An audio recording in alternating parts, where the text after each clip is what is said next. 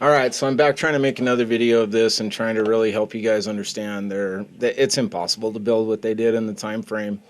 All right, so last video I told you this is Second and Santa Fe, and if we zoom in, you can see the cottonwood tree down here. Okay, this is in 1873, and what I want to show you guys is Pueblo.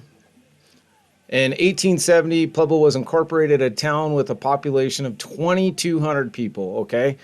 I know that they had three towns and they consolidated to make one, but basically the narrative they're trying to tell you right now is basically 2,200 people. Early days of Colorado, yeah, you could see this. This would be about 2,200 people just to cover the downtown area. Okay, so I want to show you where this is at on the map. This is a map of Pueblo 1900s, and we're going to go down to Second and Santa Fe, which is right here. Let me draw that out so everyone can see it. I hate drawing it out because it's it fucks with me later. But basically right here, that's where that picture was taken.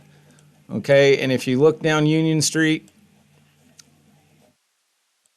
can't draw a straight line, but about right here is where that tree, a little farther down, let me finish drawing. But if we come down here to about right here is where that tree was cut down. If you go back into this picture, you can see Second and Santa Fe, and you can look down here and you can see this massive cottonwood tree. Now, this was the biggest tree in Colorado, and they cut it down in 1883. And so let's go into pictures that I have. And I've covered everything on this, from the flood of everything, and 1880. And let's look at this opera house. This burned down in 1922, right after the flood, and it burned down like magically within an hour. But this stone, let's see, this stone that they actually built this out of. Let's go up to Colorado Springs here, and we're gonna go into Red Canyon, is where they cut all the stone out in order to build all that stuff. If we come down in here, this is supposed to be a natural reserve, but actually they were, excavating for stone. And let's go down here to show you guys. Where's the little guy at? There's a little guy. We're going to drop him right there.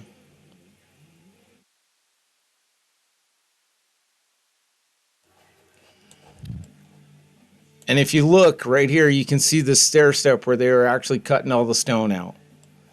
And so when you start piecing this together, exit, you can understand. So that means they either had to load it up on a train or do it by wagon. And they got the train in 1872.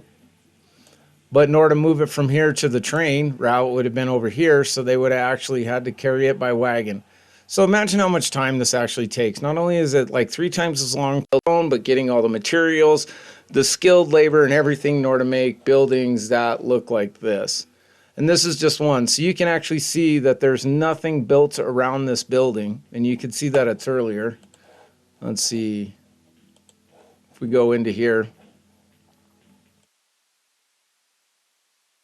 This is actually a picture of Main Street. So this has to be before the flood. Because if you look, there are just basically earlier model cars, and there's still a lot of horses and wagons on the street. So, but here's the building. So they built all of these stone and brick buildings. Imagine the time that it actually takes to make that. And that's what when I put this together, I was like, I knew exactly what I found. And I knew that there was no way they could have built what they did. Okay, so here's another picture of it. And this is Pueblo. And you could see that there's no cars on the street except for these earlier ones. So this has got to be like 1900, somewhere around there. But here is the Opera House, and it burned down in 1922. There's an article on it. So everything I found was by the library, how I was able to pick all this apart. And if you look down here, all of these beautiful brick and stone buildings that are well decorated with stone. I mean, this is not something that is easily put together. And look at the massive growth. They had an electric trolley system that they put in 1890, 1880s when they laid the first tracks in order to do the horse carriage trolleys. Let's see here. Here's another one. This one looks like it's probably before the flood because there are no cars whatsoever. They're just wagons and horses. And they do have the train system in. But look, they had to put in all the electrical spine for the trolley system. And I'm like, there's just no way you could have built all of this the way you did as fast as you did. So basically, going from a one horse town, and I'll take you guys back to where that's at. That's on Cottonwood Street, or not Cottonwood Street. That's on Union Street, and that's the cottonwood tree that they cut down. So think about that. They had to transport all of that material down to Pueblo. And if we go down where I showed you guys on Second and Santa Fe is right here.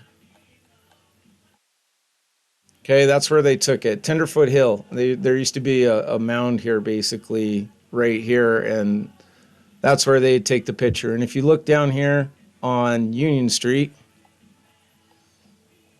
this one right here is Union, and this is Main Street. And the gold dust was about right here. Well, actually, it's still there, but that's where the tree was cut down. So when you're looking back at that picture, you could have seen all of that. So let's go back to that picture. Okay, so you can see it. And then I have another picture. Let's see. This picture on the cottonwood tree. Now this is in 1880, and you could see the development, the huge development that they actually had for, let's see, old monarch tree. Lost that photograph. Let's go here. Cottonwood tree. And I have all of this loaded on my drive so everyone can look at it. They can pick it apart. They can do whatever. Cottonwood tree. So let's look at everything that I collected. That's not what I wanted. Cottonwood tree.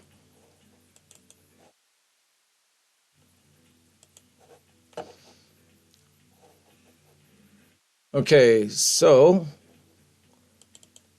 this picture of 1880, you can see possibly the tracks laid down. Then you can see this picture.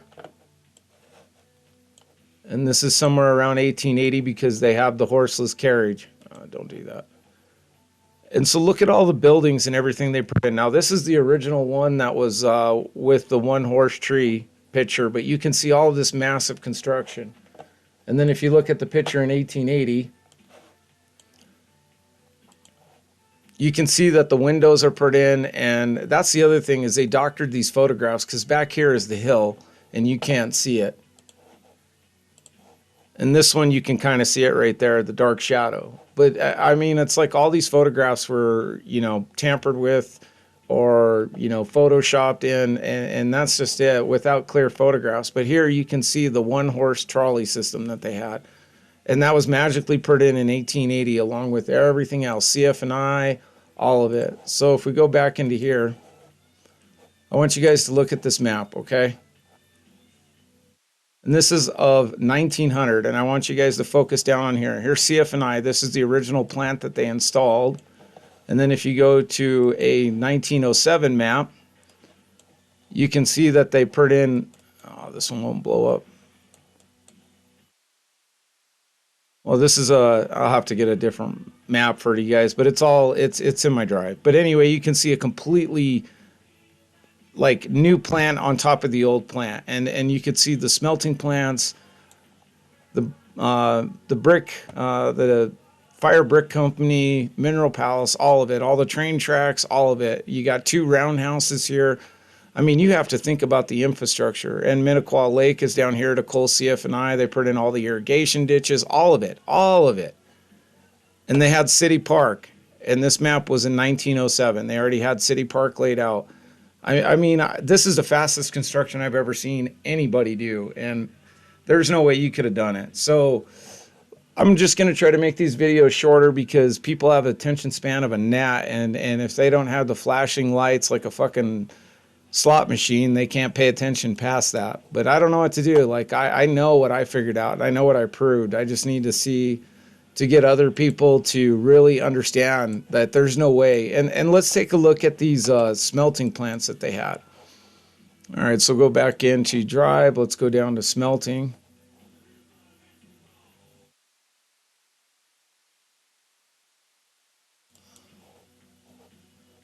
Okay, here we go.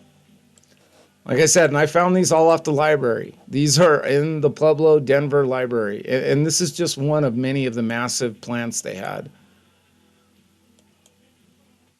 I mean, you have to think about the engineering feat alone just for the trolley system and to get all of this done in record time to build these huge, massive plants. I mean, when I seen it, here's a picture of the flood of 1921, and you could see this huge, huge smelting plant in the background. And I'll show you where that's at on the map. Let's go back there.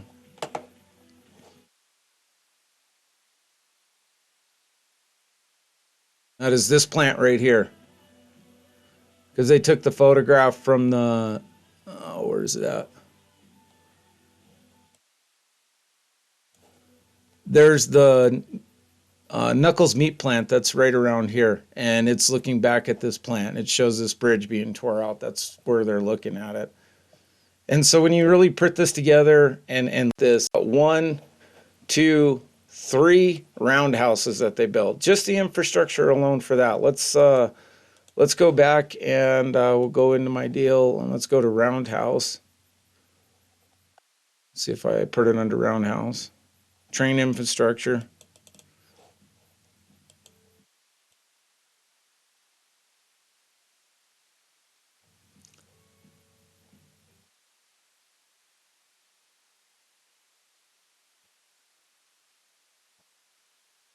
Here's a picture of the roundhouse, just to give you an idea.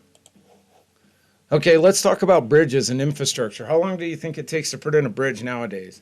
I mean, do you guys see your local government putting in a bridge in every 6 months? Well, I could show you through these bridges. So this is Main Street, this is Union Street, this is C Street right here. And you could see this massive turntable right here that they had for the trains. So let's go look at that. We'll go back in. Let's go back to, let's see, Union.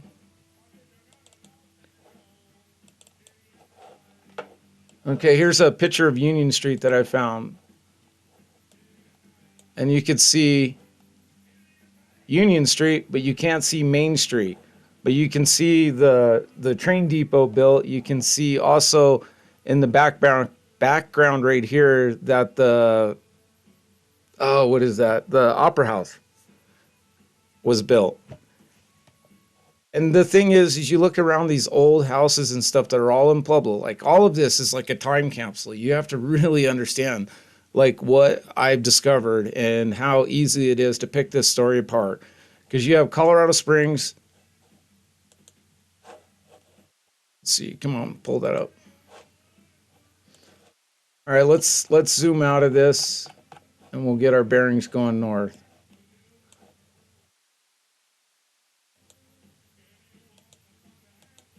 Oh, come on.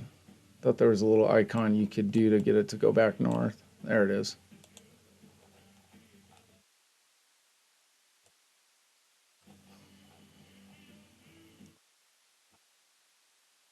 Okay, Colorado Springs, Denver, and Pueblo are all being built. Walsenburg, the Cokedale mines.